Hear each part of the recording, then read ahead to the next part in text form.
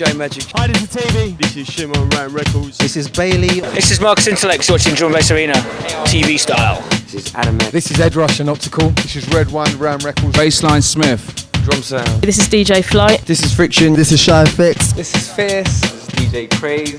Black Market on Drum and Bass Arena. Activity live inside the ride. Matthew Swift on Drum and Bass Arena. This is MC Shabba right now. DJ SS Sunday night. MC Fatman D. This is Addiction at the Drum and Bass Arena. Yo, this is Juju Futuro recording San Francisco.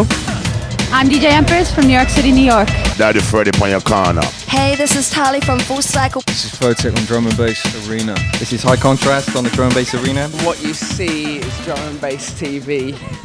Have a good day.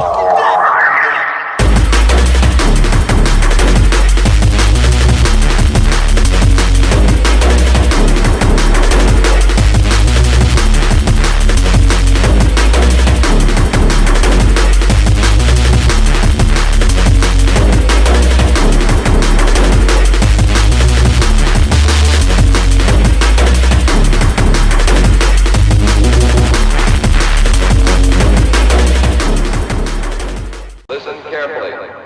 The Martians are coming this way.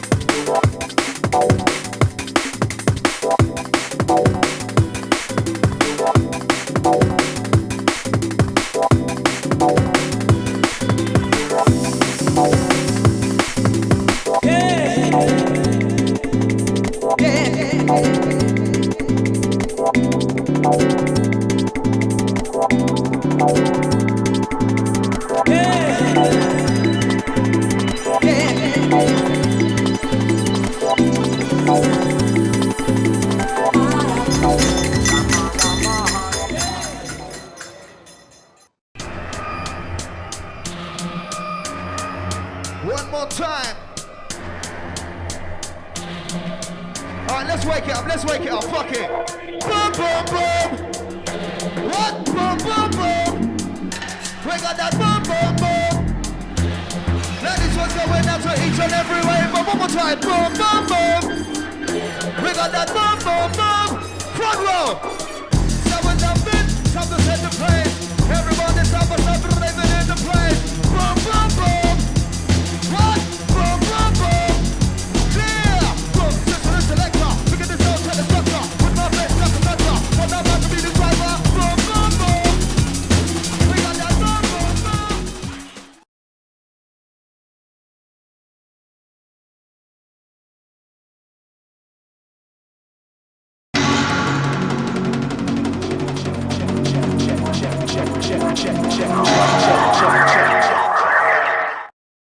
This is Andy C from Ram Records and you're watching Drum and Bass Arena.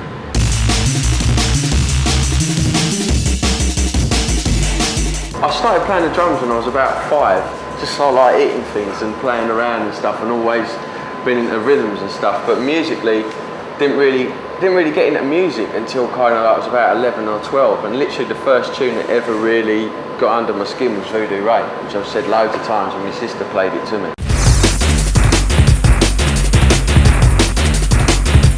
I was making tunes before I was a DJ. I was actually making tunes for about a good 2 years before I'd even had a go on a pair of decks. But literally, like, I met Red One good 12 years ago now, probably longer than that, at work experience. He was like, oh, I'm putting on parties, I've got a rave going on in Bishopsgate, it's called Imagination. I'm like, yeah, you doing like, he's like, yeah, it's my first party, why don't you come down? So like, I went down to it and I was like, oh, I make tunes. And so I went down to his party and I remember standing there and just seeing the guys, all the guys from Syndicate FM, back in the day, like DAZ, Daz, MATT, Just Jones, MB, all guys that are now making drum and bass, but back then it was like my first experience of watching a DJ. Everything that was going on that night was really, really special, and I rung Red One up on Monday. I was like, man, I've got to get a pair of decks, bro. Do you know what I mean? I've got about 150 quid saved up. It's all I've got. What can I do with that, you know? And he's like, you need to get, well, I don't know, I guess we'll go down the shop, the local disco shop, you know, and I bought a pair of SoundLab DLP ones, belt drives, and a proper old school HW International mixer, I remember, and getting it home, and like literally, I was just hooked, mate. I used to live in my bedroom day and night practicing on them decks, man. It was just like, once I switched them on, it was like literally the whole day could go by and I wouldn't even know it, man.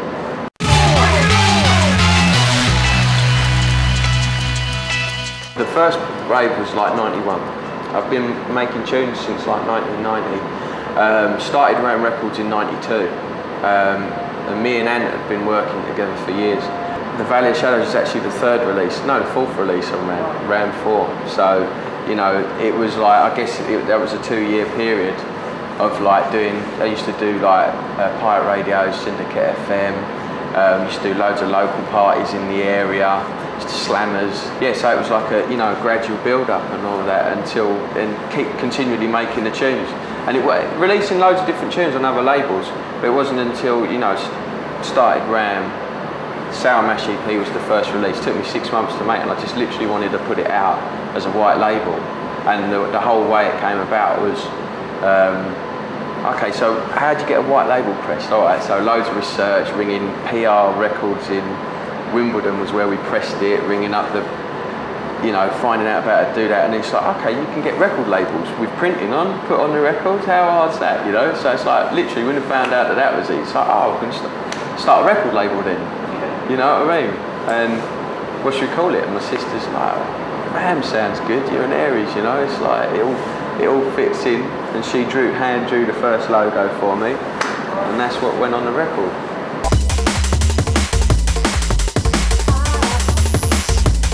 I guess the turning point was definitely Valley of the Shadows.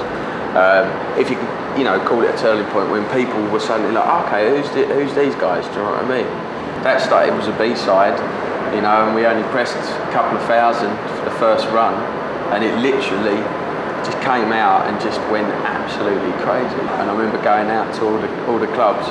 I weren't even old enough to get in the clubs, you know what I mean? But I was getting a cup, going out and meeting people, and they was like, Valley of the Shadows, you never made that. I was like, yeah, seriously.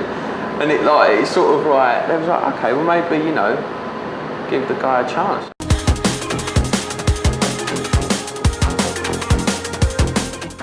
Red One had sent out some tapes that I'd done, like mixtapes, to Elevation, who were doing a club at the time down Club Dada on Shaftesbury Avenue, and also to all the other promoters at the time, all the big promoters, but Elevation were the ones that got back.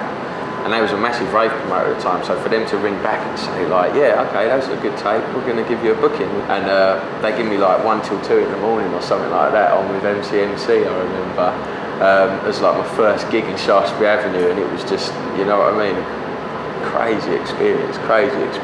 Red One's car broke down on the way down there, so we had to end up getting a night bus down there and a night bus home with all my records, but it was just one of them things, man, it was just completely mind-blowing.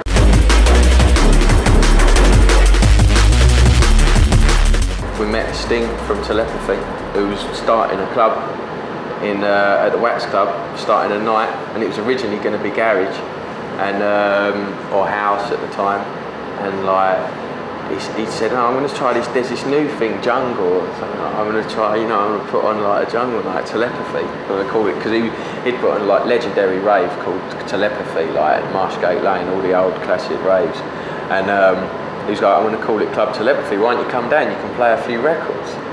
And I was like, yeah, cool. Went down in the first week, and I was down there every week for the next 2 years.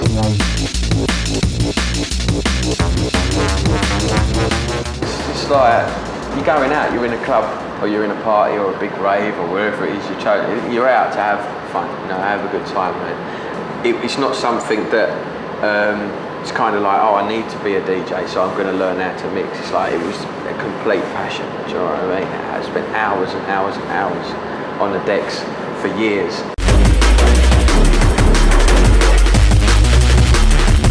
It's all just being lucky enough to do what I do, you know what I mean, and like that people have been into what I'm doing.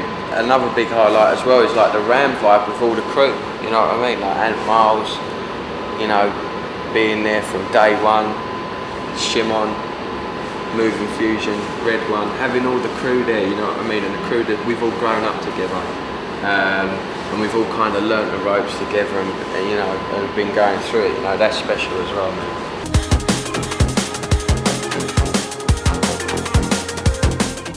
Yeah, definitely. I think like we must be one of the only musics in the world that the DJs just play an hour. Or in the UK, or 45 minutes to an hour, there's so much more to express than an hour's worth of music. And there's so much more music out there that's worth playing. And you know what it's like, if you've got a load of DJs on in the same, you know, in the night, say 8 DJs over the 8 hours, you're gonna hear certain tunes are gonna get played more than once, or well more than once, you know what I mean?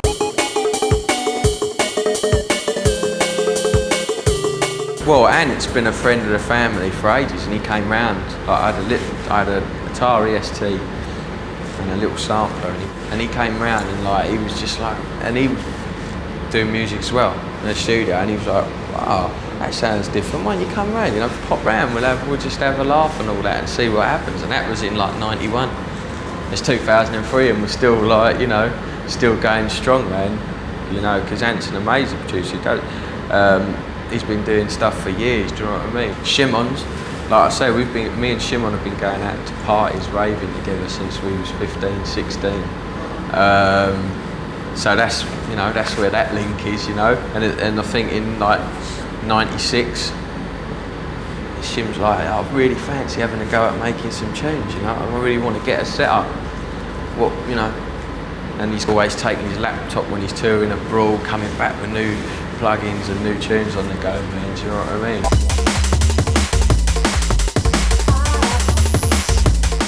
We have always like get loads and loads of demos through the post at RAM every week, you know, and like every fortnight, 3 weeks, we kind of listen, you know, have a big listening time, sit down and hear it, or take it out in the car when I'm on the road or something like that.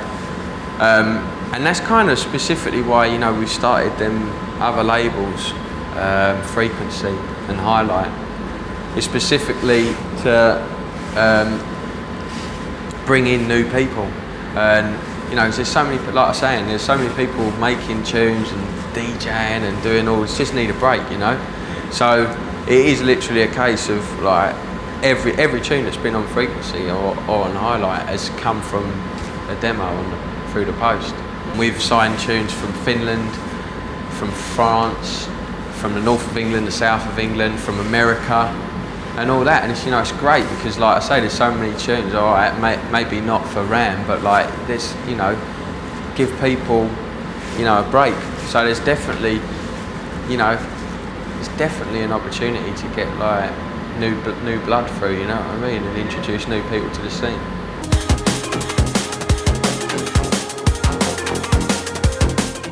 There was a certain amount of media interest in '95, and that died off, and everyone was proclaiming drum and bass is dead, whatnot. But that's just the media aspect of it. Drum and bass has never been a scene that's needed any media hype. Essentially, there's, you know, hundreds of thousands of people, if not millions of people around the world that love drum and bass. You know, they don't need any magazine to tell them drum and bass is cool. You know, drum and bass is this, drum and bass is that. You should be into this. They just are. You know what I mean?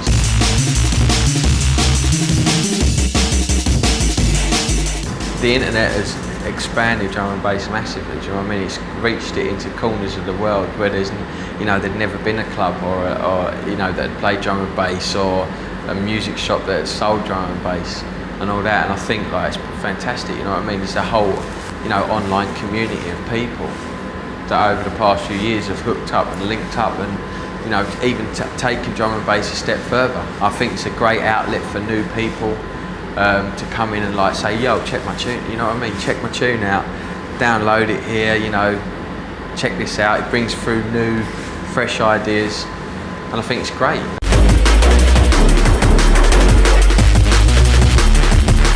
Well, I just think D&B is set to expand and grow even bigger, you know what I mean? I think with like every new generation of people that come into it, they're getting excited by the same things that, you know, we all got excited by. It's just such a worldwide thing now. Everywhere you go, all around the world, there's scenes, there's, you know, crews, there's DJs, producers, promoters, club nights, you know, it's going off all around the world.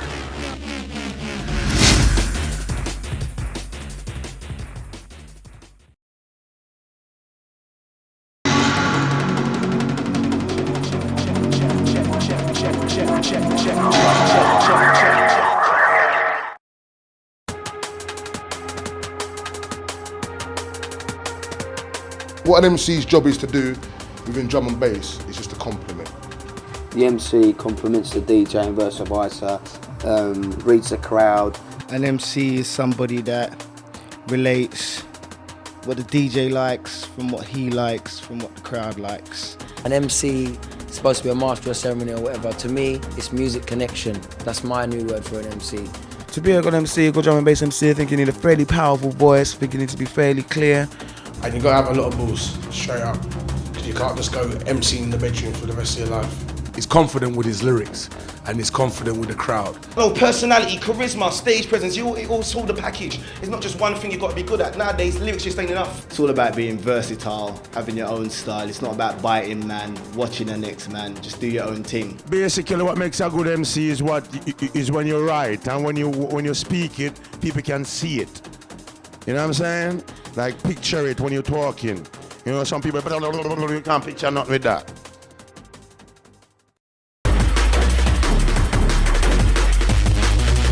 Yeah, I know you listen to music, but I know you play PlayStation as well. Or I know you like your cars as well. Or I know, you know, anything that I know that I think that you may relate to, I'm gonna try and spit about. If they're lyricists, then obviously this stuff has to be written or it has to be constructive. I'm not into the, as Navi would say, do, re, mi, 1, 2, 3, MC. You know what I mean? In the beginning, it's all battle lyrics. Me, slaying other MCs. I'm the top dog. I'm the man. You know. But now there's more love in the game. Me personally, I chat a lot of girl lyrics because man like me love me girl them still. You get me? So I've got enough girls lyrics. I've got certain bad man lyrics, certain shotting lyrics. You know, you got party lyrics, rave lyrics, vibes lyrics. You know, you can open up the whole spectrum. What I'm talking is the real. You know what I mean? Big man boss 409, police them search and sometimes they want to find. It's just lyrics at the end of the day, and the lyrics is from real life scenario. Not saying that, you know what I mean, we're in it, but I'm just saying that's life. A lot with me is just that I've been through a lot and I've seen a lot and I chat about what I've seen. And as a white guy as well, I grew up on the streets, so I was, you know, I grew up in Hackney, East London, around a lot of things happening. So I chat about what I can see and what I've seen in my life. If a DJ's playing wicked rhythm tracks, yeah, he just draws words out of my mouth. He will make me say some other things. There's a load of words floating above my head.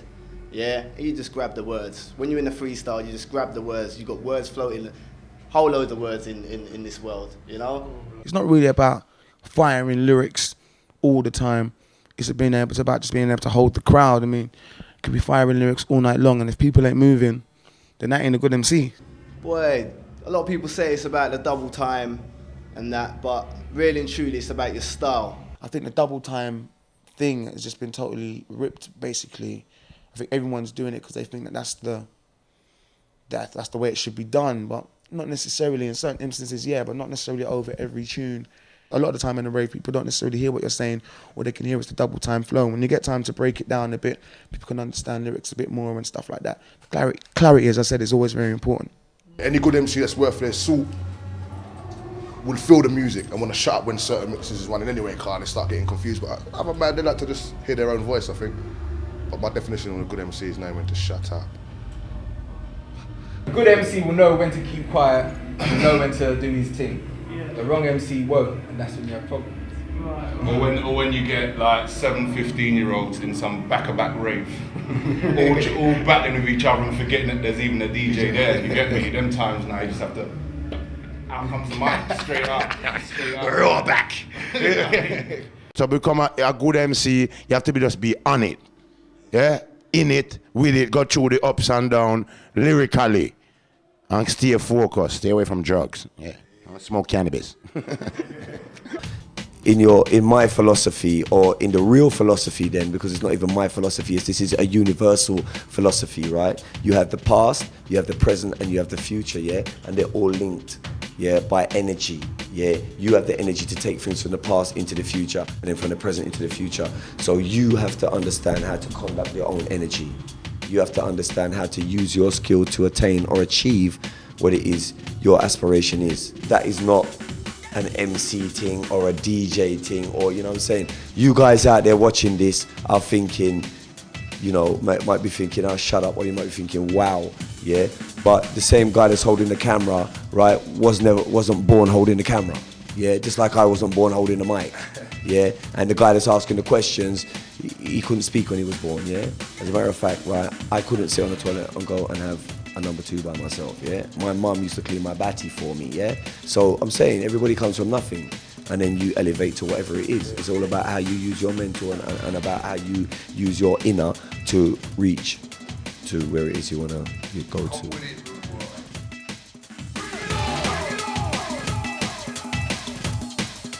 In early reggae days, a lot of the beats and the rhythm tracks that were there at that time never had vocals on them. So it was a free space for a man to express himself one time. And they would actually get on the mic and be like, you know, juke it up one time, people. And just give it this kind of, I don't know, it's this vibe, just give it that little flavor that it just needed that little just added emphasis. The crowd's getting off to the music and you just say one thing and the crowd just, and they respond to that, and that to me is how MC started. Or DJing original dancehall. The reason why on the ragga circuit an MC is called a DJ is because back in the day, they were actually DJs. They used to chat on the mic and play the music at the same time. Or DJing original dancehall. You know what I mean? What they call bashy today is the same thing, nothing change but the lyrics and the beat them start change up, you know what I mean? But I started out on dancehall. Yeah, that's where everything come from. Dancehall. And then because like the rhythm track was so sweet and they just do this little thing like we say, oh, 7, or whatever. And then it would just fit so nicely that eventually they'd end up recording it, it would become a track and then it would be a massive hit. And that's how they really nurtured their careers and started off as MCs. Them sort of days when I was little, I was too young to know what was going on, but it was mainly a person, man, a female, bigging himself up, bigging up where they come from, their environment, you know. And then when it kind of got into the dancehall mode, which is just right at the end of the 70s going into the 80s, was when I decided, like, I love this thing so much and I know I can do it, I'm gonna get on the mic.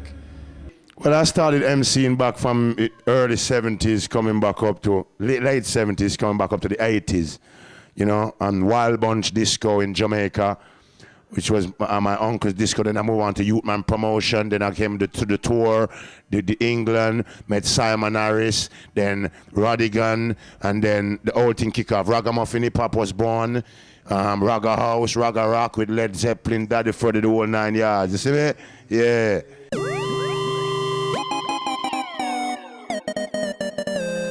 Drum and bass give you something else. The sound system, you weren't with it. You know what I mean? Have nothing to do with the sound system. The DJ come by himself. So we're using a sound system, you'd come with about 20 blokes, box boys, selector, owner, and other DJs, you know what I mean? But now with drum and bass, you go to the place, somebody had got the promoter got the place.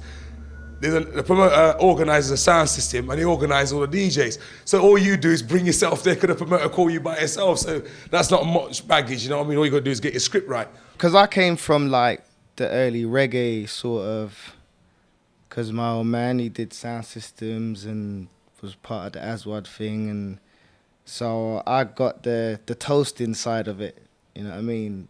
I used to carry, go around with the sound system in the van and I'd see everything being played out. So I knew what it took to be on the sound system and be the artist. My earliest influences in music was through my uncle called Preacher. He used to run like a little sound thing down in Battersea called Providence in the 70s and 80s.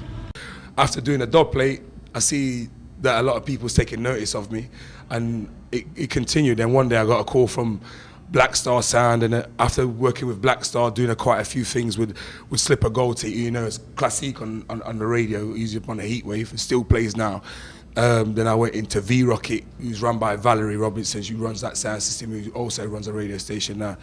And doing that, I came across quite a few of the Nottingham DJs, and that is where I kind of started doing that little circuit there. When I was young in school, we used to have our own sound. We used to play at the school parties, them and the little house jams and thing. And I was the mic man, chatting to lyrics and styles and certain little dubs for the crew and thing. You get me? With me, we started about '85. I started to work with sounds like Black Star. Well, first of all, Supertone sound. When I was like really young, 12, 13, 14, trying the thing. My voice hadn't broken at the time, so it was a bit hard at the time. 1979. You know, and that's when I left school, 16 years of age, and just went out into the sound system world because I just wanted to do that.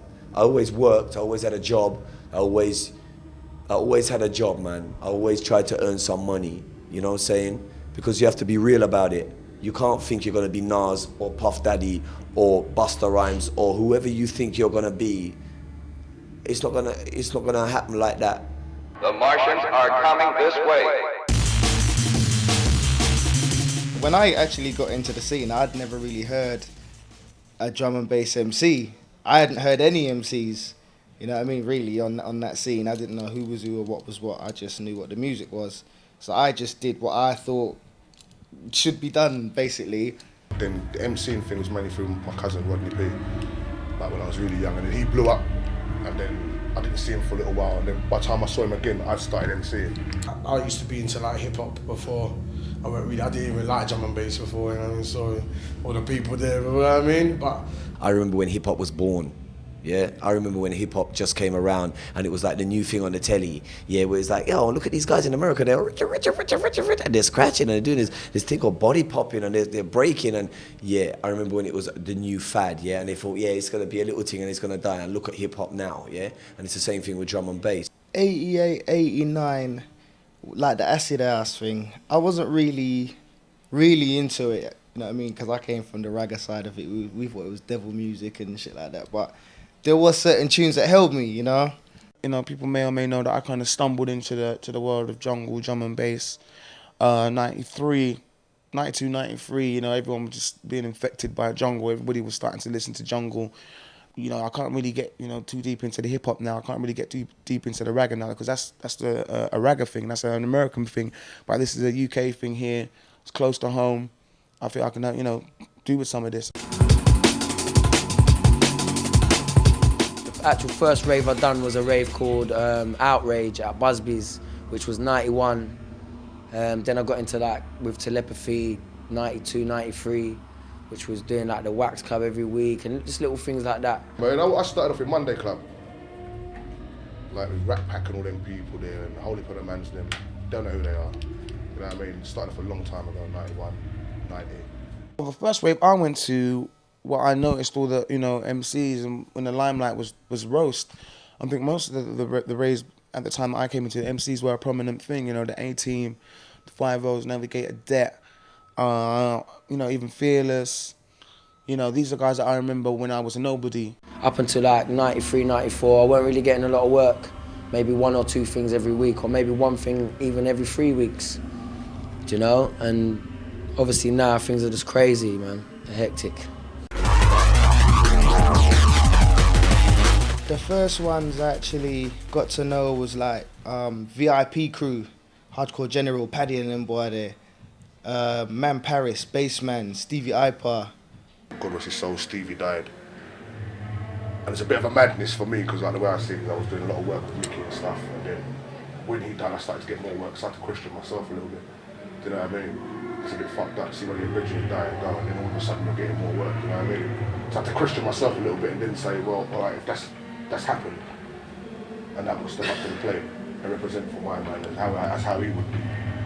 Hearing Hyper D back in the day, stinging it, going in the rave scene, standing there as a raver, looking at the stage, seeing what's going on, saying, yeah, I want to be there, you know what I'm saying? You know what, and now I'm there, you get me? Sometimes I used to do the raves, you know what I mean, like with my friend, my late great friend, you know, Hyper D, Stevie Hyper D. You know, because you know me from back in the days, you used to come check me in Brixton and, you know what I mean? We go at the little 1 and 2 jungle them, you know what I mean? Because they sample my voice in the one in, you know? So I was one of the first voices that they sampled along with Shabba Rankin. You know, make it steer so someone wanted coarse and ragamuffin. That's me. Obviously, Cool FM, you know, has been there for almost 13 years now. They've been in it before it was even jungle, you know. They've been in it from just playing music. Reggae sound systems were like it's like you're serving your apprenticeship as an MC. You know what I'm saying? A lot of the MCs nowadays are serving their apprenticeships on pirate stations, which is basically the equivalent of what a sound system was back in the day, really, a pirate station now. I went on to Cool FM in '92. That's where I met a lot of people. That's when I first met Navigator. Because his show was on with him and Swift, the 1-to-1 show. 1-to-1! And we used to come on after them, me and Crazy Legs, and like, just be holding laughs in the studio and just form mad characters. And then that's basically it. It moved on from there. Got on radio in about 95, 96, first radio station, Pressure FM. Moved on to Rude FM. Certain things, certain conspiracies happened with Rude. Broke off, went on to Rude Awakening. Still there now, every Sunday, 8 till 10, X-Man Herbsy. I had to go right back and serve my apprenticeship on Cool FM, you know what I mean? And I was 30 then, and I didn't feel no way. I wasn't proud. But what I want to say to MCs though is that, no disrespecting, and even though you didn't work on a sound system to get where you are, it's harder still because there's nobody really guiding you when you're on a radio station. But when you're on a sound system, if you're no good, you know, they've got a replacement waiting in the wings for you, you know what I mean? I think the best one that we've been on is probably, it's got to be Pyrotechnic for me. I quite love that one because they reach out to enough people, you get me? Loads of shout outs, there's love interactivity and all that. They got a proper set down. Yeah, proper set down there, you get me? Hi-fi speakers. I hear that, man. They're nice people to get along with as well. So yeah, Pyrotechnic, moo! I mean, you always need a vocalist on the radio just to inform people about what's going on, what they're listening to. I went on Cool FM in May '93, and by like August, I had Channel 4 coming to me saying, we want to do a documentary, you know, you guys are the biggest things in jungle as MCs, and you know, there was people that wait long before me. And I got approached first, which straight away said to me, you know, it's just like when I was on the sound systems, I used to go there and there'd be like 15 guys dissing me, but there'd be 3 guys and 2 girls going, you know what, you're all right, you know. So that's what I feel off of that positive energy. It come to a point where one day they had a big meeting in Cool FM and decided that they was going to categorise us. And I weren't really feeling that, and I ended up leaving about a year after that. Big respect to the MCs that come through off radio stations at the end of the day. But you see, with sound system, it's from the slavery days. It goes way back. So when you hear man talk lyrics, it comes with the actual, you know what I mean, passion and a feeling where the people, you can see it in the audience face when you're MCing, that they say, well, look, there's MCs and there's MCs. You understand me? Most MCs that are worth their salt or anywhere in the game have been on a pirate station, whether it be Cool FM, whether it be Rush, Weekend Rush back in the days, whether it be stations like that, that's where they mainly came from.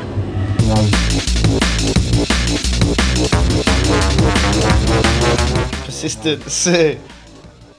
A lot of persistence. It's a long game. I've been in it a long time. I'm telling you, 12 years I've been in the game. So I want to big up everyone that supported me. And there's people out there that think I've just come.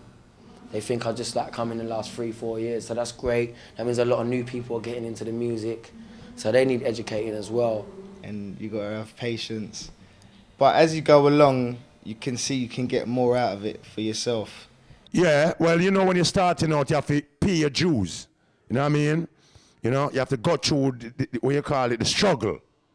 You understand me? Seeing, because you buck up on a lot of prima donnas, icons. You know what I'm saying? You know? So, you know, you just have to just know, say, you know, this is what I want to do. And I'm going to do it by any means necessary.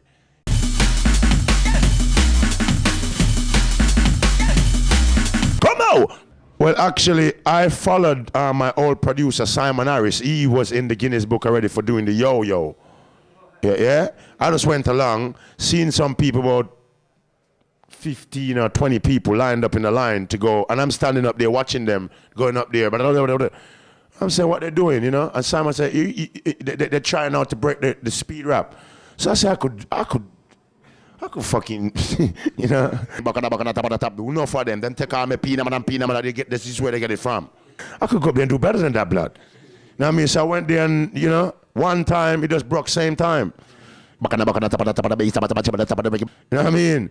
And then I met Roy Castle. Hello. He invited me back to break it live on BBC in Shepherd's Bush. I went there and broke it again. Then they sent me to America, and I broke it back 2 more times. So, you know, 4 times in a row. So original no gold teeth bad boy. They can break it now if they want to. I've had enough.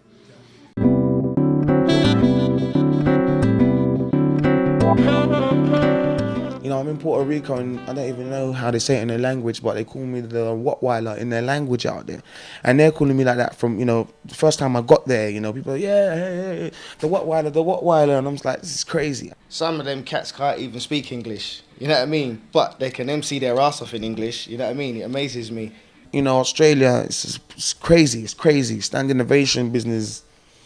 You know, I have to go backstage, I need escort and stuff because you get mobbed, you do get mobbed. There was a time when we weren't feeding the UK because the UK weren't feeding us. So that's why we went abroad, you know what I mean? And that's why, I mean, Germany's always embraced me from a longer time. And when you go to Germany, you see the love of the people. Do you know what I'm saying? I honestly think, through the work I've done internationally, I think is the main reason why I've been #1 the last 3 years. Strangest place, Philadelphia. Because you remind me of Bosnia blood. The Amazon rainforest in Brazil. You had to be in the middle of the Amazon and so the first rule of Congo. It's like, yeah, wicked. I wrote that in Peckham. Right about now, I've been quite a few countries, you get me, and everyone's feeling drum and bass. Like when you walk down in America, walk into a clothes store, they're playing drum and bass. You don't get that over here, do you know what I mean? Things like that. I've heard people going on about drum and bass is a new house, blood. Yeah, that's one. That's how big it's getting. Revolution, Foxy, revolution. That's why they don't call me fat, man. You know what I mean? Other than that, it's all good.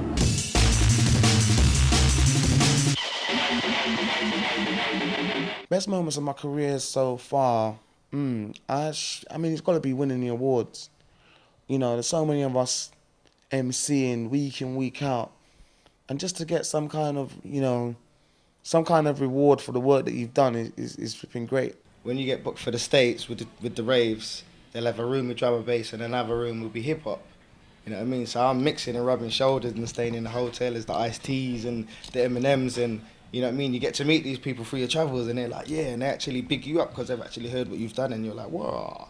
Done things like stuff in the charts as well, you know, being played on Radio 1 and stuff like that. That's quite a great achievement for me, you know what I mean? To be played on radio. I think one of the best was when I done a thing there in Miami, that done the Ultra Festival a couple of years ago, and I think there's a big mix-up between Bad Company and a group called Bad Company in the States that do like rock and metal and shit, and I think they thought they was meant to be playing in the main arena, and it ended up being like me, Vegas, Fat Man, and one of the other guys there from Bad Company performing in front of like 15,000 people or something like that. It was massive. The high points is just staying in the best hotels and just traveling the world every week and just meeting different people all over and seeing the crowd go wild and signing autographs.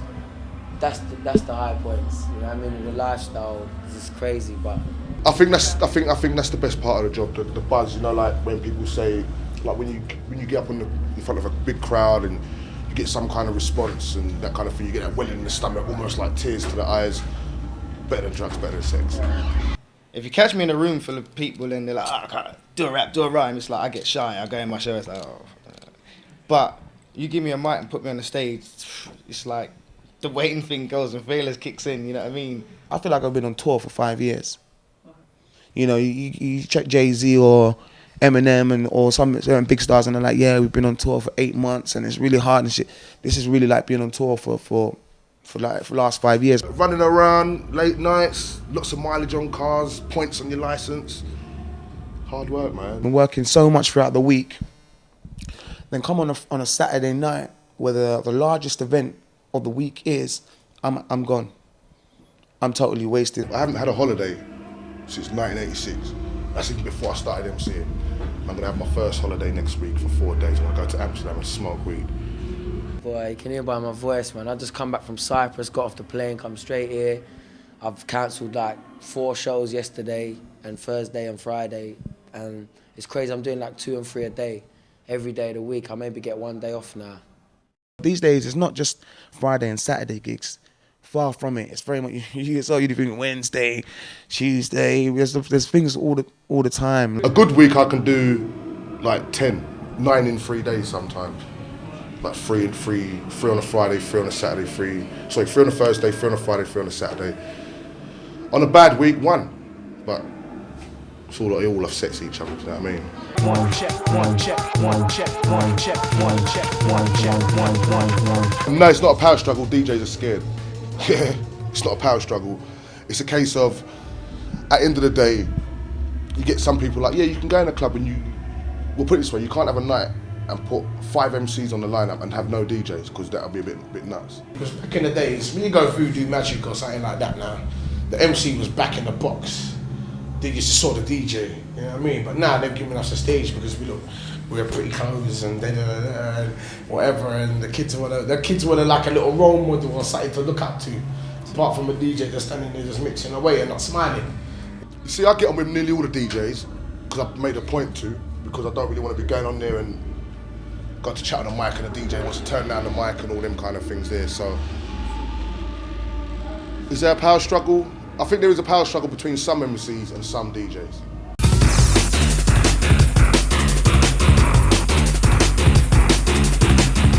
Maybe from where they come from and the circles that they move in, because it's hard to detach yourself from that if that's where you're from. You know what I mean? I came from that side of things, and it's like somebody I said the other day, when I first got into it, because of the Tottenham, Edmonton, Hackney, West London, whatever beefs, like 88, 89, even from before that. And I think, right, I want to make something of myself and do this business and become an MC and whatever. And you're going in these raves, it's kids from all north, south, east, west, bad boys, good boys, whatever. And you're coming in a rave to do your job and you're meeting a crew that you've got a rival with for the last 4 years, you know what I mean? And it's going to kick off. You know? Sometimes it's not even your fault. Put it this way, I ain't been on a rave a long time where I can see a certain MC and I know he's a bad man or he's a da-da-da-da-da. Because, you know what I mean, at the end of the day, I talk to everybody. You know what I mean? From skipper to bassman to all them man there, to Shabba, to Fearless, to, you know what I mean? I speak to all them man there. All them man there are cool. They ain't got no hostility, they don't go around with their face all screw up, you know what I mean? But for the MCs that are in that bad boy style and they bring that to their work and it makes it there and it kicks off, it ain't gonna do them no good. Because promoters see the trouble, they don't blame your mates, they came with you, so it's you, you know what I mean? And I can't afford that, I got kids to feed.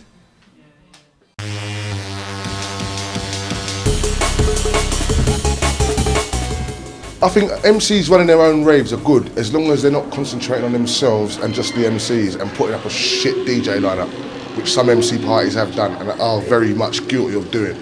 Because without no DJs, there wouldn't be no MC. Yeah, you can have a rave with just DJs. I'll take Killer Cow, you can just have music, you get me, but you can't just have an MC in a club just spitting lyrics. That ain't gonna work. Unless you got Killer Cow and Razel going on, you know what I mean? Get some roots band going and then we can start talking, you know what I mean? When we do an MC convention, it ain't just a normal rave. People think it's just a normal rave, but it's a special occasion because it's our rave. We make it special. You know, MC convention only really started this year, the first of this year. Yeah, it did. It started the first of this year, and for a new rave, you know, to be so successful like that is, you know, it's kind of unheard of. It's just like the first one was like over 2,000 people or so. Second one, they've all been over 2,000 people, and it's just, I don't know, you can't really thought of that. Running their own raves. Yeah, man, I think that's quite dope as well. MC-orientated raves, do you understand me? But to balance it off, they should have DJ-orientated raves as well, do you know what I mean? But there needs to be a promoter to do that. Do you get me? But right by now, it's the MC's time. Do you know? It's about bloody time. No, anyway. Us MCs, we've been doing this thing for a few years now of week in, week out, going into raves and then going home, week in, week out, going into raves, and it's cool. But it's not very business-minded, like, it's just like, okay, going to do a job, and it could end at any time, and there's not much to fall back on and stuff like that, you know. And when you've got that much faith in your style or whatever you're doing, and then you've got a promoter saying, I mean, you're not like Skibbity or whatever, so you're ranked like 3rd on the steps, so you get this much, and You know what I mean? It's hard. So some MCs is like, nah, forget this. I'm gonna put on my own party and make my own stage. Sometimes, you know, you feel the pressures when you're doing as much as I am, 4 or 5 hours of just screaming at the top of your voice every weekend. Sometimes you think, oh, this is going to end at some point, and if I'm not putting a lot away now, then there ain't exactly a drum and bass pension thing going on. Like when Steve Hyper D passed away, I felt really funny that, you know, when he left, he only had the mixtapes as a kind of record of what you've done, or, you know what I mean? I just think he deserves so much more than that, you know. I think, you know, he was the #1 MC at the time. I think he was just as good as the #1 rapper at the time, or the #1 singer, or the #1 reggae artist. And I think he should have had just as much as them. You'd just be just as wealthy as them. Why not? I know drum and bass isn't as big, but yo, that's what we're all working towards.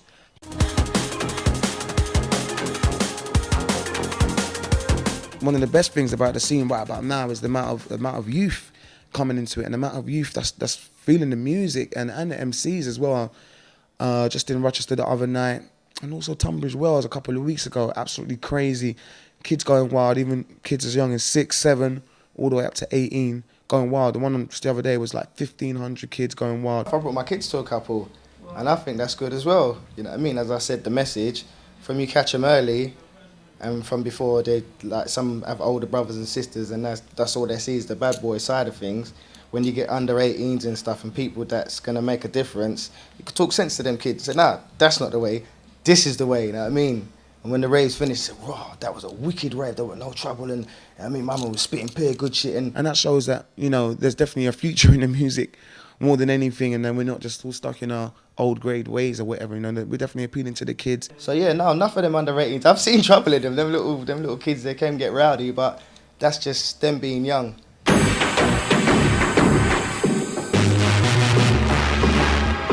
Rubbish.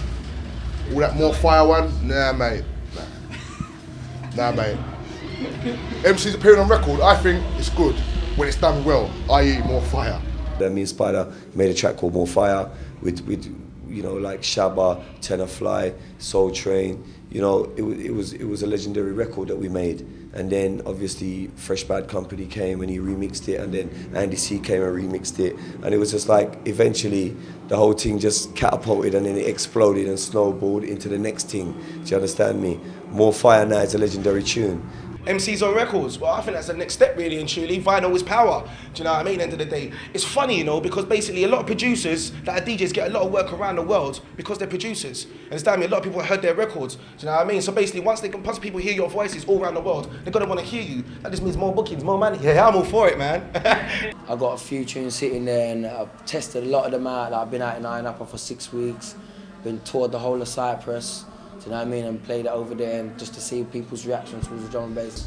At the end of the day, sometimes, no disrespect to DJs again, they're overmodulating. It's like turn up the mids and trebs, and you know what I mean, and the bass, and can't really hear MC too much. On a tune, you can hear what the MC's spitting about. Do you know what, right? Me and Rodney P, right, have been supposed to be doing a track for the last 2 years. And if you can find a date in my diary and a date in his diary that we can actually sit down like this for 5 minutes and talk, it'll be heavy, then we can actually maybe get something done.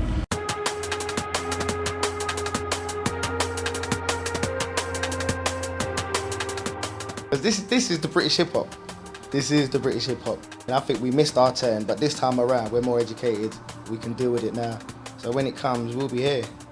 The game changes from, you know, every year and a half, 2 years, things changes. This year, last year is definitely the year of the MC. It's cool for us being the MCs. Yeah, we're enjoying it right now, but you can't expect that to last forever. Yeah. I'm highly blessed. So much things I've been through in my life, so much ups and so much downs. I've tried to tell you about ups and downs and here's and there's. But you know what, right about now, the things I've seen in my life, I know I'm blessed. I must be blessed. Yeah, the MC thing would go on, but I don't know how long it will go on for. London right now is firing. England is firing for drum and bass. Don't make no one fool you or nothing. Drum and bass over is the strongest music in the underground right now. I'm telling you that now.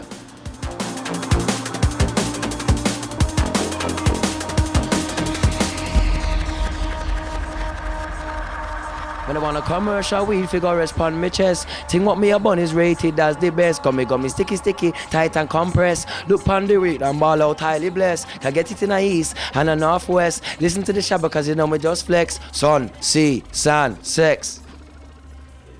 Highly blessed. Drum and bass arena, raw punishment. I know you weren't recording anyway. Mark one like them, but them I go like them now me. Me the MC Fox, we say beg you come show me. Drum and bass arena, you're rough and ready, why? They don't know what we know. Rolling massive.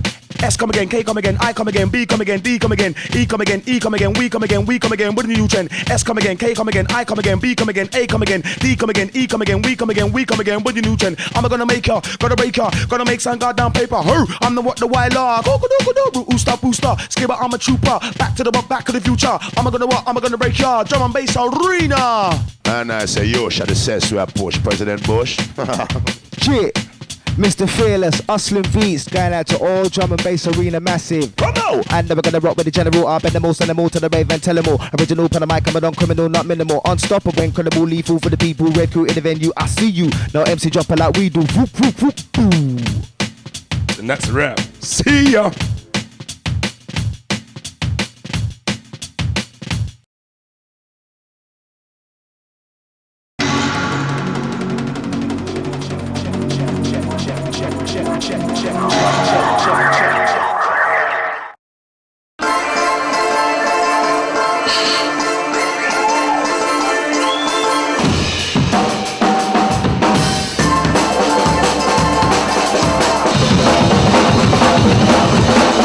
The live setup is the Jungle Drummer on drums, Andy Waterworth on bass, Landslide and myself playing live samples, Leanne Carroll on Wurlitzer and lead vocals, Stamina MC on vocals, and sometimes Robert Owens on vocals as well.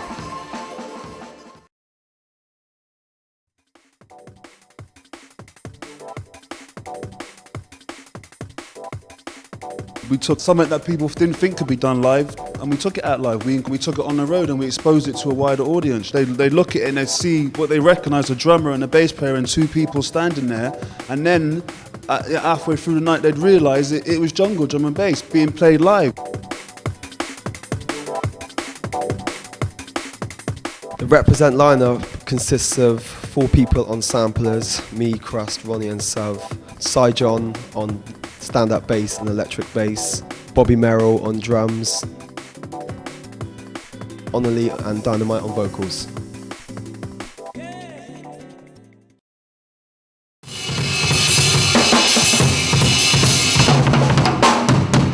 Sound checks, mate. I just can't be done with sound checks, man.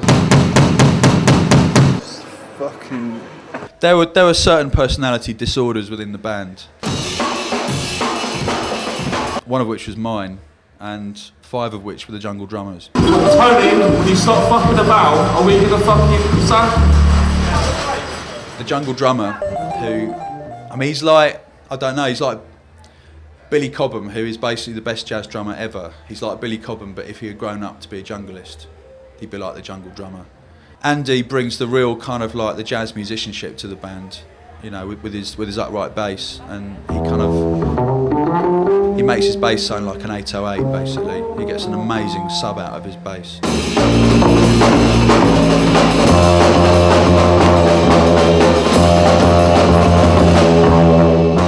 Landslides brings the kind of like, he brings the real sort of nerdy kind of, and I mean that in the nicest possible sense, by the way, because I love Landslide, but he brings the real sort of like scientist vibe into the band. If you see him play, he plays his percussion pads and he looks like a Thunderbird puppet. Robert is kind of he's like the counsellor in the band. He brings his wisdom and his kind of love. And if any of us are spinning out, we just have to get into a room with Robert and have a little one-to-one, and he kind of brings you down to earth and kind of sorts out your head. Leanne Carroll, she's like this kind of complete crazy spirit, a total free spirit. I've never met anyone like her. She's the best keyboard player I know, let alone the best female vocalist from this country. And she just, every gig is completely different with Leanne, but there's always something magical that she pulls out of the air. Stamina, who is, in my book, the best MC around at the moment, and a wicked singer. And like Stamina just comes in and he just slots in with all the harmonies as well. Alright, we're picking up the pace. Let's let it right about now. I think I bring to Uncut the mistakes and the general, the fuck ups basically. I bring spontaneity, vocals, charisma, and beauty. I'm a comedian first and foremost, yeah. And you bring the jokes, don't you? Yeah, I bring the jokes and also the ideas and the inspiration, and also the technical ability of how to do it. Yeah. At the moment we've got like a hard disc playing like the body of the tracks, so the beats and stuff like that. I play a bit of keys. Tootie's got like the studio kind of set up at the, which kind of I suppose runs the main set. Obviously Jenna's on vocals, and then we've got a bass player, a guy called Clive Hunt. Pops, who, because we felt like, especially the kind of music we're making, that bass was the one thing we really wanted to keep always like live, you know what I mean? We had 4 samplers on stage, full to the brim with all the elements of the tracks. So I'd love like a riff sound, Cross to be on the strings, Ron would be playing bass, and Sav would be doing like special effects. We've got a laptop running Ableton Live, which is this really hot new software. It's awesome. And so we'll bounce down the parts into stems, and a stem is like, we'll have drums, music, backing vocals, strings, and a click track for the drummer.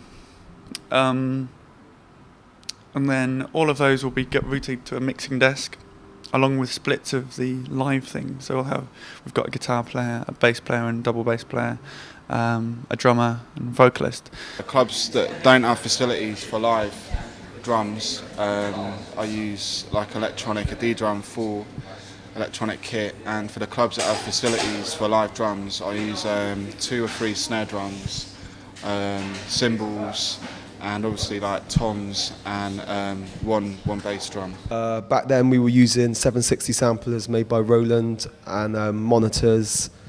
Plus we were doing like a lot of layering with the drums and stuff. The drums were all had like backed up with the sampled drums from the album and breaks from the album. Plus Cy John was using a stand-up bass, the electric one though, so it wouldn't feed back too much.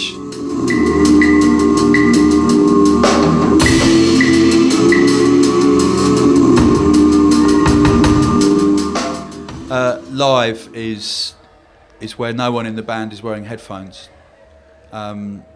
It's where what the audience hear, all they hear is what's being played by people on the stage. There is no playback. That's live. Our definition of live will vary from other people's definition of live. I think today we're fortunate to have technology at our disposal so that we can take things semi-live, DJ live, or full band live. When you think of live, you do sort of think, automatically think of a band and stuff, but it doesn't have to be like that. You know what I mean? If you've got like a little studio set up, what you can be doing live can just be as interesting as playing a bass or playing a guitar. Do you know what I mean? Just flicking in effects in and out. Do you know what I mean? And using dub delays and stuff. So I want to say it's our 3rd ever gig. Still a little bit nervous. Ain't that the truth? Well, I am anyway. You're not nervous, Jungle, are you? Is using a sampler forbidden? No, not at all, because drum and bass is all about samples, and me and the Landslide, we divvied up all the samples in the tunes, and we found out which ones work live.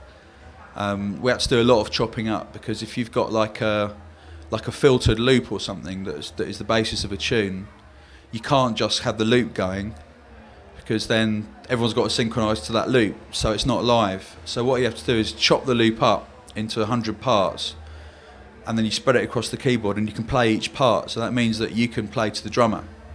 So you're turning it into an instrument by doing that. When we made the first album, we didn't really make tunes with the idea of playing them live, but we had to kind of translate them to playing live, and it worked on some of them. Some of them we had more problems with, but definitely writing the second album, we were a lot more writing with each person in mind. Like say someone would put a section in, they would play that section live. I always really enjoy bringing the stuff to live, because it You know, studio is such a perfectionist sort of place. You know, I spend thousands of hours on every track, you know, sometimes getting just the right sound and making it just right. And you know, live it's got a certain amount of, well, if we fuck it up, we're doing it again tomorrow, you know. You start from scratch, basically, and it's not even like you're remixing a tune for live. You just deconstruct it completely, break it down into all the individual components, throw most of them away, find some new ones, and then rehearse for absolutely bloody ages. So that's what live music is, isn't it? You know, if people want perfect music, they'll buy the CD and listen to it.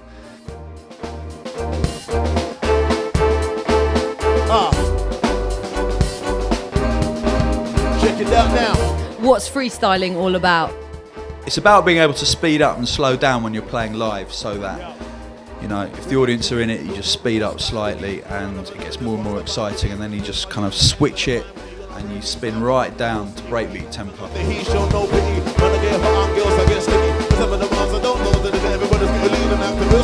And we can just change the structure as we want, so it's just like chopping and changing. You know, I'll kind of wave my hands in the air and the band will stop and we'll have a little a cappella section, and it's just about fucking about with all the structures.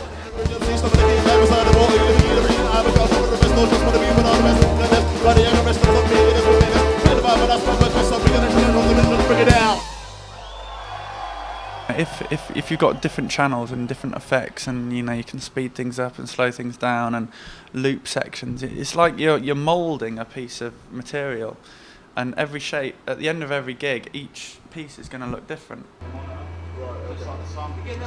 Why are you playing live? I don't really know, because someone told me to. No, I blame it all on Fabio and Groove, actually, because about a year ago they sat in for John Peel on Radio 1 and they took over his Thursday night live session for 4 weeks, and their producer phoned us up out of the blue and said, look, we want London Electricity to come and play live. And I was just like, I didn't even think about it, I was just like, alright then. And then it was one of those where you commit to doing it and then you have no sleep for about a week because you realise what you've just said you're going to do, and it was properly live broadcast, no taping, nothing. And we managed to get 3 tunes together with about 3 days rehearsals, and we just scraped through it, but I could just see how good it was going to be if we did it properly. Playing to like thousands of people on decks, it's like, it's really good buzz, but you also know that it's not yourself what's out there, it's the tunes what are doing the work, do you get me? So it's like if it's going slightly wrong, you can always put on like a little Dillinger track or a little Ed Rush and Obstacle track, and you know it's going to save the day. We're doing it live, it's your own stuff, do you know what I mean? That's it. It's like there's no little get out clause, it's what you are, it's what you've been in the studio for 6 months doing. And if people don't like it, do you know what I mean? It's a lot closer to you. When we first started, I was like, oh God, what if it crashes and what if it goes wrong? And I think it's very easy just to be completely drained if that happens. You know, go, oh no, this has gone down, and then you've lost the rest of the gig because your head's now in that bit of kit that's gone down. The drums go and you've got sound problems, and in the London Electricity thing, we're not using any clicks, any metronomes, anything. We're just doing the whole thing live. I get everyone going, you've messed up. And it's worse than this band, the London Electricity band, because we've all got like, everyone individually is like amazing at what they do. Some of our best moments at stage, you know, is when something goes down and all the lights go off and the computer dies and, you know, everyone's in the dark for a few seconds. Then it all comes back on and it's like, ah! You know, because people are, you know, see that it's really happening live, which I think ultimately they admire. To get a crew together, for instance, on the last tour we were like 20-something people deep, 2 trucks, 2 coaches. That's a lot of people to take around the world, you know what I mean? And now we've got like 8 people and we're struggling to take that around the world. So it's like, it just depends on what people want to do fully live. I mean, we was writing with orchestras and we couldn't afford to take an orchestra out live with us, you know what I mean? Stuff like that. So we just had to work out a way how we could do it live, but also, do you know what I mean? Also have everything in it. So there's certain things that are coming off hard disk and the hard drive and stuff. For example, our first album, it's got like vibraphone, brass section, string section, all manner of percussions, you know. So to actually tour with all of those instruments would be a touring party of about 30, which is just completely unpractical and completely unaffordable.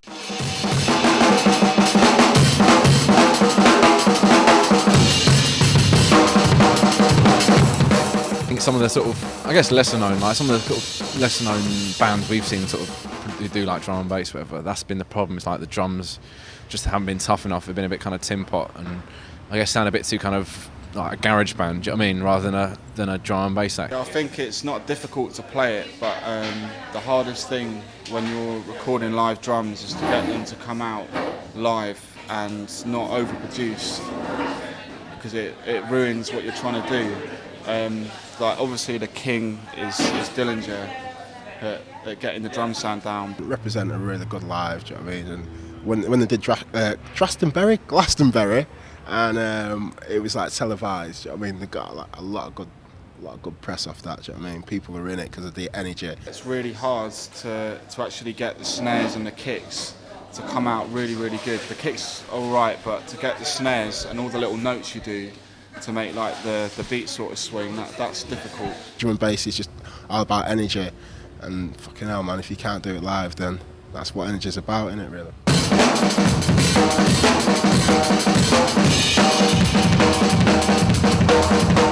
We did our first gig in Edinburgh last week, and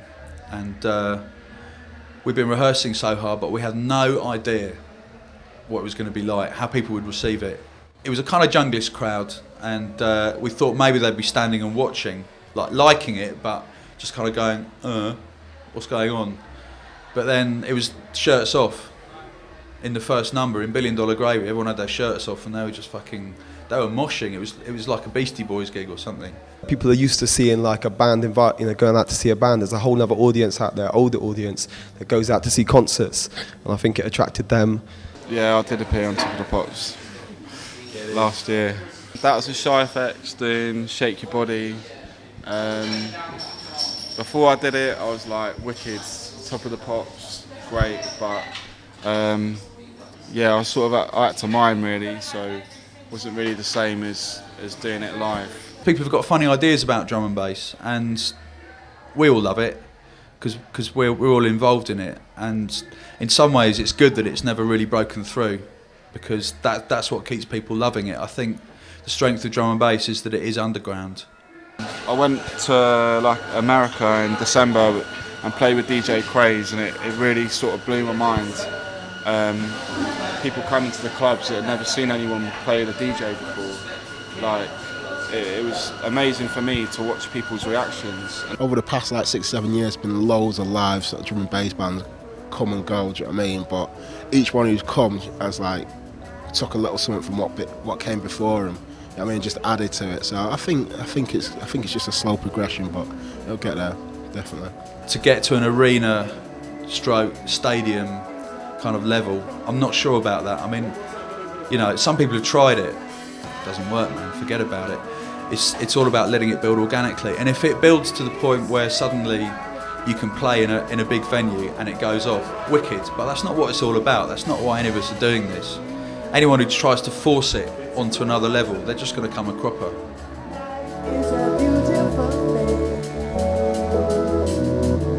Hey yo, this is how we do. This is what we say. This is how we roll. This is how we play. This is how we flex. This is what you see. This is how it goes. This is how we'll be. This is what we do. This is what we say. This is how we roll. This is how we play. This is how we flex. This is how it flows. This is how it sounds. This is how it goes, yo!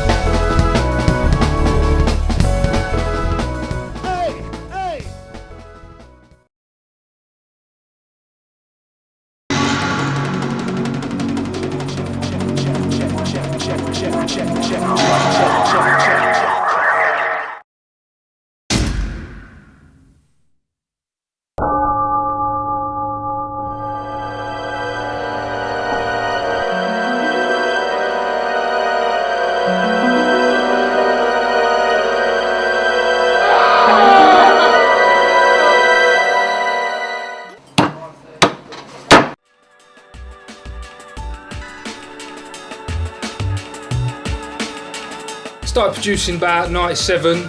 My mate popped into a studio and come out with something like in a couple of hours, and I thought, yeah, if you can do that in a couple of hours, we'll give it a go. Spent a day in there, started going there on a weekly basis, and just got into it, bought my own studio, started doing it from home. I've been listening to like, well, it was hardcore back since about 91, 92. Like I used to go to school with my Walkman on, listening to like Donovan, Bad Boy Smith, all them sort of things. And just over the years, just been buying tapes, records, just a love for music, you know what I mean, since from a young age. So how did you get to where you are today? Well, I met Leroy down Music House, SS, and he liked my tunes, so he took them on. Like, everything I sent him from there, he was taking. And, he's like pushing my name wherever he can. And then Groove Rider sort of picked up on my tunes, started playing a lot of them, like most of my tunes, and people listen to Groove Rider. There's quite a few people playing my tunes. I've heard Andy C's playing some. I've heard all sorts of people. J Magic. I've heard Bailey play some. There's loads of people playing them. It's all good. Right, this is my debut album, Tooled Up, forthcoming on Formation Records. I hope you enjoy it. I've spent the last 8-9 months doing it. That's me on the front there. The trusted Gimp Mask, best £100 I've ever spent. Right. This is Gimp Mask. This is my favourite thing off the album. This is what inspired me to buy this thing up here, and the artwork for it as well. I had good fun making this because it was just all messed up. I put a break in, a Rex file, and it went on the wrong key, and it played the break all out of sync, so it was just an accident, and it goes off in the club too. So.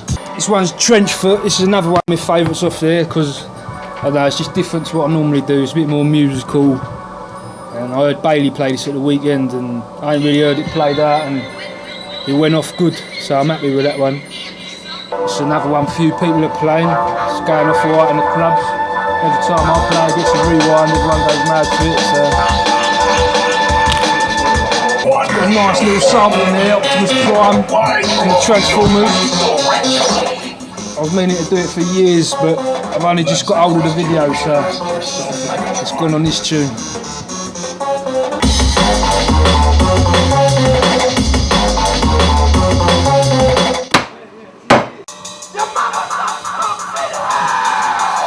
I've done my own vocals on this one. Me and a couple of my mates were in here one night, just stoned off our tits and screaming down the mic, and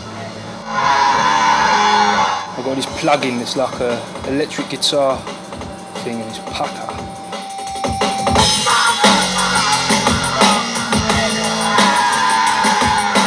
Screaming all sorts of fucked up shit down the mic.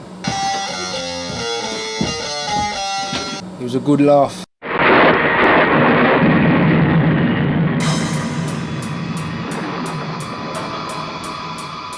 How did you first get your tunes heard of? No, I met SS down Music House, and he took Wales off my hands, and everything I've done since then I sent up to him and he liked, and I just thought like I'd stay there. You know, Formation were one of my favourite labels back in the day, so it was good to be where I was. I prefer to make the more off-key sort of stuff because I've been doing the jump-up cheesy thing for years now, and I can do them tunes all day long. And the off-key stuff's a challenge for me, so things like Gimp Mask, and I just like the off-key stuff and the musical stuff as well. We're doing a fair few bits of that. It's just good to have a change. I've been doing 4/4 garage as well to help pay the bills. I know people say selling out and all that, but it's good to have a break, you know, from the norm. There's lots of producers I like to work with. Loads of like Zinc, the Ram Boys, Full Cycle. You might catch that from me and Simon Baseline soon. We've been talking about it, and Dylan as well. We've mentioned it. But there's loads of people. I'm just a normal kind of bloke, you know, just up for a laugh, man. Oh, when are you back on Rude 104.3? I try to go down to Rude Awakening when I can. I have a good laugh down there. Been on there a few years, but it's just difficult now, like living in Leicester. I'm going to try and do it once a month, like keep in touch, but I do have a good time when I go down there. It's a laugh. So. Any tips for aspiring producers? Yeah, just stick at it. I stuck at it and I got there finally. You know what I mean, I'm making a wage out of it now. I used to dig holes for a living and make tunes at night, and for years it was going on skint, and you'll get there in the end if you stick at it. You know what I mean? I might start work on my second album.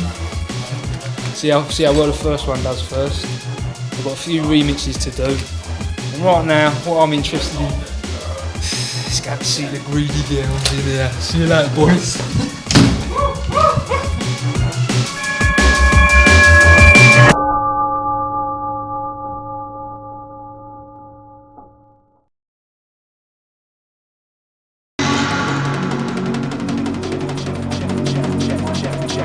Easy.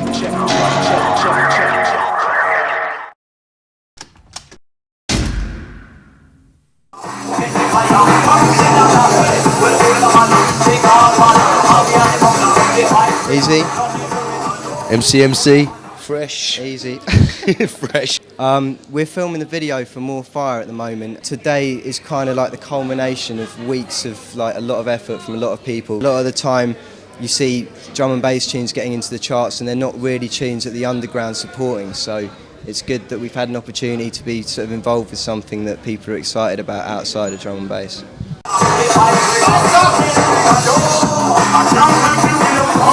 I'm EDK from Germany, Raw Hill Crew. We done the original version of the More Fire, and then the PC version is coming, and now today we're in London to doing the video shot. When Bad Company has a part, we're doing the same thing again with us. Then we can split it and build both versions. One video for our version and one for the Bad Company version. At the end, the stations choosing what version they want to play, and we are Germans. We're going into the German market and look what happened there, because drum bass is really big in Germany, popular. What do you think of the filming of the video today? Has it been nice to come along and see everyone? Yeah, it's fun, man. Everyone's just like all the people, most of the people from the scene are there, just chilling, having a laugh. No, it's good, man. Kenny Ken. Shabadi. Is it good being here and seeing everybody from the industry and seeing people you know as well as sort of fans? Like, is that a good buzz? Yeah, because I chatted to a whole heap of people I ain't seen for ages, so it's really good. And got a few dub plates as well. What do you think of today so far? How's it gone? It went good, went really good. You know, I got to big up all the man, them Bad Company, Navigator, Spider, all the Royal Crew.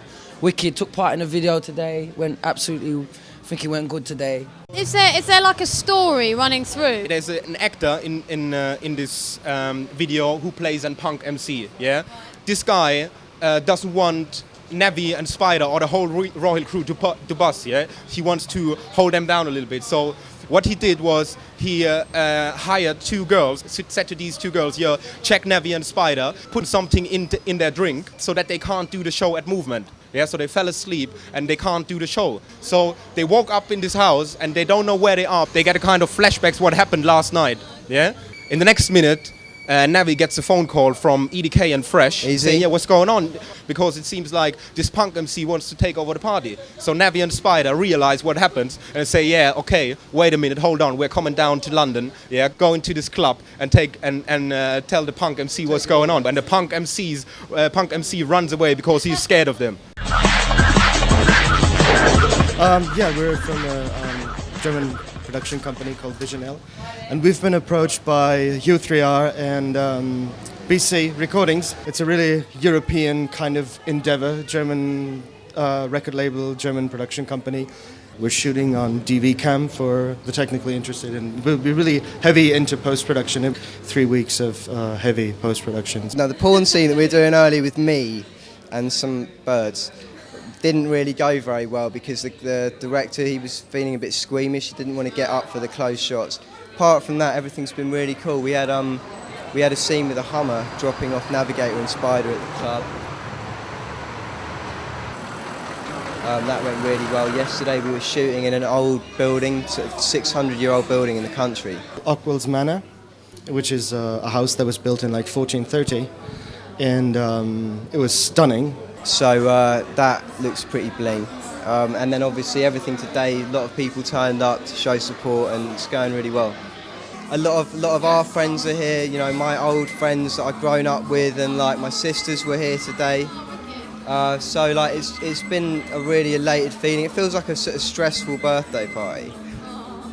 I think after this I need to go and have a drink and just kind of chill out for a bit. Do you know what I mean? Yeah, it's gone really well. The Raw Hill crew were, really good. They were good, putting on a good performance and everything. And all of the industry came down and supported it. It was really good. Yeah, I've enjoyed the day. Yeah, it's all good. Okay, what do you think of the tune of the video today? The tune's alright. The original I'm not too keen on, but the Bad Company remix is alright. Yeah. Alright, can we do some fucking dancing, please? Because this is drum and bass, not fucking garage. It needs to be heard on a loud system. You know. You need to turn it up in there. Got some layers. It's gonna be. I heard the tune quite a while ago, but definitely feeling it the first time we heard it on the dance floor. Just smashed it up. It's the top song. Alright, when it drops, everyone's got to go fucking mad. How do you think the video's gone today? Have you enjoyed it? Yeah, it's been fun. Yeah, it's drum and bass scene to be getting out commercially, so it's doing good.